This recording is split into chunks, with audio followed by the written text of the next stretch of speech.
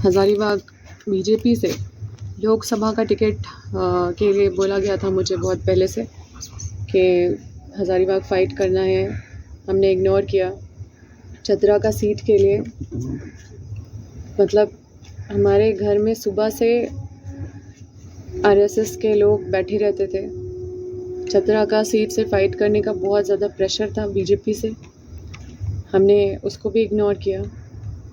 मेरे ही घर और ऐसे समय में इस तरह से पूरे परिवार को परेशान करना, पूरे मेरे घर में मेरे माँ उधर परेशान, मेरे और इधर पूरे दिन भर मुझे भी टॉर्चर कम नहीं किया गया।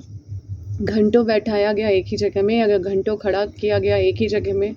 कहीं भी एक महिला होने के नाते भी मतलब मुझे सुबह जैसे ही मतलब मेरे बेडरूम तक मैं सोई हुई थी और उस अवस्था में मेरे बेडरूम तक पहुँचे, तो निश्चित रूप से ये बहुत ही दुखद है।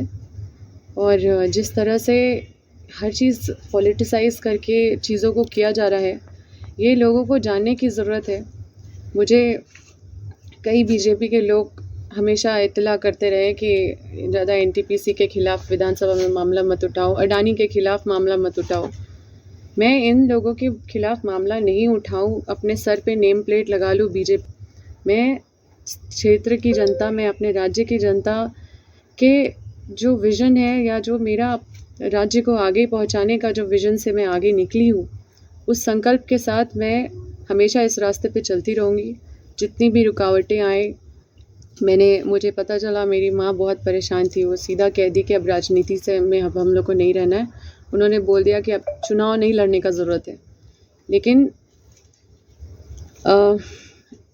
किसी भी हाल में इन सब चीज़ों से हम लोग घबराने वाले नहीं हैं।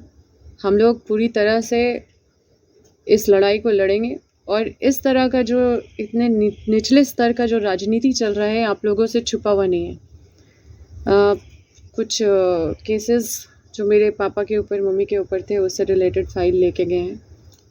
एक मेरी बहन का एक संदूक था, एक वो बायोमेट्रिक से खुलता है, तो उसको भी लेके गए हैं। कई सारे चीज़ जो उनको फाइल वाइल उठाना था लेके गए हैं। कई विधानसभा से रिलेटेड क्वेश्चंस का था यहाँ, तो वो सारा फाइल लेके गए हैं।